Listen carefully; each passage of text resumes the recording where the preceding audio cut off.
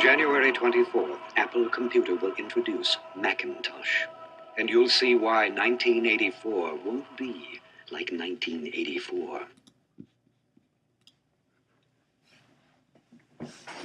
Hey guys, so you just heard a passage from one of the first Apple Macintosh computer commercials that was released on television back in the 80s, where the Mac was first introduced to the general public.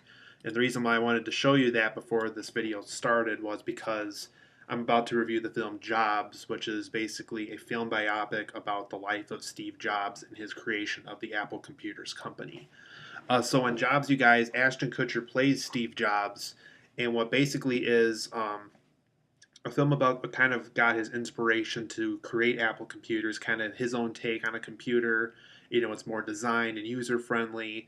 The film kind of represents how, even though Bill Gates kind of took the name of the computer inventor before Steve Jobs introduced a new way of looking at computers, introducing a way to make computers a more user friendly, more customizable to the person who buys it. Like later on with the iPods and the MacBook Air, and basically making the computer fit to whoever buys it, pretty much.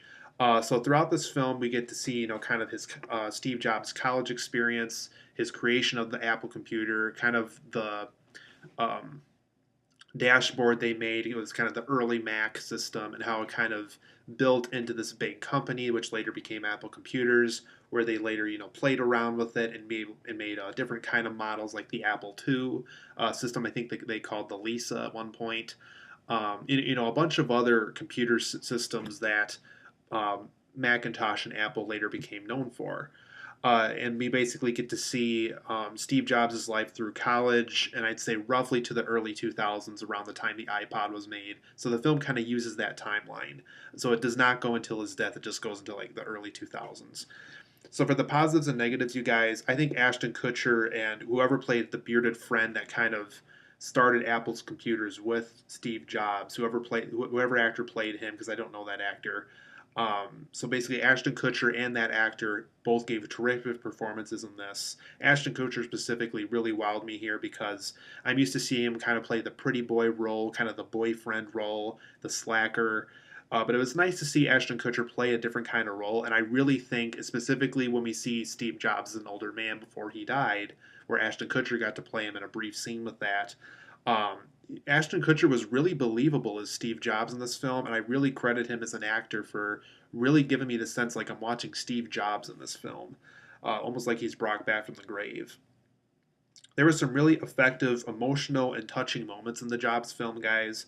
A lot of scenes where you could really tell Steve Jobs was struggling getting this thing out into the public. Some scenes where he had to convince this company, to risk this big financial, risk to get Apple out into the world, and to get it to make it to be user friendly, and so people can get it, so people would want to buy it, since even back then computers were really expensive and a lot of people didn't know what they were yet. So he had to convince people, trying to convince them on how to buy this thing, how it could really benefit them if they buy it.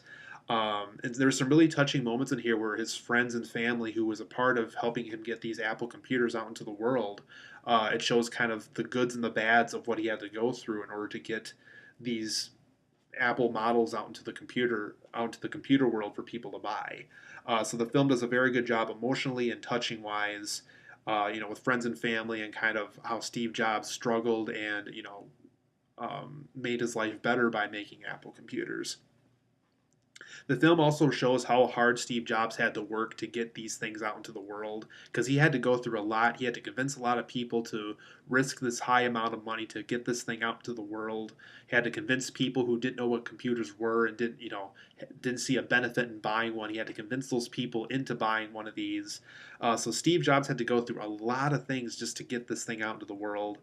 And it just I think the film does a very good job showing how hard he had to work, showing that typefaces do really mean a lot to people on a computer. It shouldn't just be this little 8-bit lettering on the computer. Steve Jobs represented, I think he was the first person too to really show that there should be different kind of fonts on a computer, not just Times New Roman, not just Papyrus, not just Century Gothic bold and all those other typefaces. He really showed that it really customizes the computer to the user, and kind of how he really worked hard and really tried to convince everybody that the more customizable you make this thing, the more that people are going to want it, and the more that it's going to become useful to the world if they lay it out this way. So the film does a very good job showing just how hard Steve Jobs had to work to get these things out into the world. The film also represents Steve Jobs' passions very well. I know he was big on calligraphy. That kind of got him interested in making, different typefaces for a computer. It showed, his passion for really giving something special to the world. That, even though people might treat you weirdly or treat you disrespectfully, it's really those who work hard and are kind of the ones that come off a little weird to people that are really going to be successful in this world when it comes to making this really powerful and innovative and new technology that can be really helpful for the world.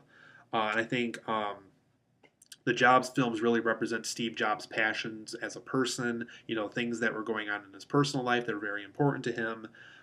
So the film does a very good job with all of those. The personal moments of this film too, that like the scenes that involve Steve Jobs' family, kind of the connections with his friends, the friends speaking out saying, hey, this is going down. I really don't feel comfortable being here with this kind of position. Those kind of moments in here were really, really effective. And I really wish the film almost had more of these moments because the personal moments in this film are very powerful. Um, but for the negatives, you guys, I overall left hungry from this film. The film only goes until about the early 2000s of Steve Jobs' life. It goes roughly, for those who know about Steve Jobs' life, the film only goes up to about the time he returned to Apple Computers after this huge disagreement with them, and around the time the iPod was created. It only goes up to there. So it really leaves this huge, huge gap of when Apple became really big, became one of the most financially well-established businesses in the world. With the iPod and the MacBook Air and all the other things that came through Apple computers after the early 2000s. So I left hungry from this film. There's just so many things they could have covered in here. They also don't cover Steve Jobs' involvement with Pixar when they first were up and going, and I really wish they would have covered that more. Because Pixar is a very big business now, and a lot of people, some are aware that Steve Jobs was involved getting it up and going, but I think because they left it out of this film, those who are going to see this film aren't going to be aware of that, and it's a really big missed opportunity that they left that out of the movie. So I left hungry from this film. I think the film also needs a better and more worthy script.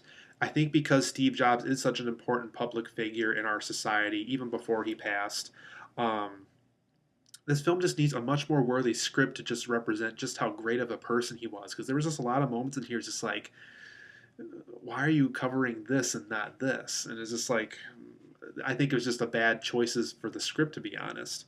Um, the film ends on a abrupt, unsatisfied note. The film just kind of randomly ends. It just kind of like, oh well, he made this, and voila, that's our movie. And it's just like, I really wanted it to end on a better note and to be able to leave the movie with knowing more about Steve Jobs than I did actually watching this version of the movie. I did hear that there is another Steve Jobs film eventually going to happen, and if they do, I really hope that for that one, they cover more of the personal life aspect of Steve Jobs, because this film really doesn't cover a lot of that, and I really wish they did, because that was one of the better parts of the movie. Um, so the film does end on an abrupt, unsatisfied note, and that did kind of bother me after a while. Um, I think the film also doesn't cover some of the more important life events of Steve Jobs. The film spends a lot of time with the actual Apple Computer Company part of the movie and with the whole business conversations that Steve had with all these board of representatives. And it's really too bad because I think there is so much more about Steve Jobs' life that condensing the film down to a 2 hour time frame to just have all these business conversations is just isn't enough, and it's just kind of the wrong thing to cover for a Steve Jobs movie. I think it's fine if you want to have one or two of those conversations in there that are the big highlights of his life, and that we're kind of stressing him out as a person, but it also takes away from the fact that you can cover his involvement with Pixar and the creation of the MacBook Air, the creation of the iPad, the creation of whatever he took on before his death. The film really kind of takes that opportunity away from itself by making it more based off of the business conversations more so than the big picture of what's really going on here in Steve Jobs' life. Um, you never really get to know any of these characters either, besides Steve Jobs and maybe the bearded friend that helped him create the Apple computer. We really don't get to know a lot of these characters. It's just kind of, oh, well, he's the business guy that does this. He's the boss of this person. This person just so happened to help out with getting the the MacBook, whatever, out into the world. But that's about it. We really don't get to know a lot about these people that helped Steve Jobs, become more famous, or the people that was kind of the threat to his career as he was alive. So we really don't get to know these characters, and I think that's a huge missed opportunity for this movie. This film is also not very engaging. It's not a very engaging script. It's definitely not The Social Network in the sense that we learn about somebody and we're engaged with what's going on. I don't think this film really does that the way that David Fincher did with The Social Network, which is really a big missed opportunity alone. I kind of briefly covered this earlier. I think the film does have too many business conversations and not enough personal Steve Jobs moments. Like I said, I know I briefly covered that earlier, but I really think that's a huge problem with this movie. I really would have liked to have left the movie saying, oh, well, wasn't that great that Steve Jobs was, helping Pixar with this, and that he really got involved with the iPad, and he really got involved with the creation of the iPad and the iPod, and things of that nature, things that really are a big thing that went on with Apple and with Steve Jobs back when he was alive. And to just say, oh, well, we'll just make 45 to an hour of this film focus on the business conversations of Apple, I think is a very, very bad choice when it comes to creating a Steve Jobs biopic film. So overall, guys, I do give Jobs a 7.5 out of 10. It is okay. The moments that are meant to be touching and inspiring and really show just how hard Steve Jobs had to work in this world really are effective and brilliant. But the film lacks a bad script. It lacks a script that focuses too much on the business conversations of Steve Jobs, and it really doesn't tell you a lot, and it kind of skips past things that are important to the life of Steve Jobs. And I really think that does take away from the experience of this movie, because we really could have learned a lot more about Steve Jobs than we did before going into this movie. But I ended up learning more on the internet about Steve Jobs more so than what the movie gave to me. So 7.5 out of 10 for me, you guys. When the film works, it works well. But when the film doesn't work, it really, really doesn't work. So it's an okay experience. I'd say it's a better rental than a theatrical experience. But if you're interested in learning about the life of Steve Jobs, I would definitely look online or read his autobiography, because I really don't think this film delivers as well as it should have.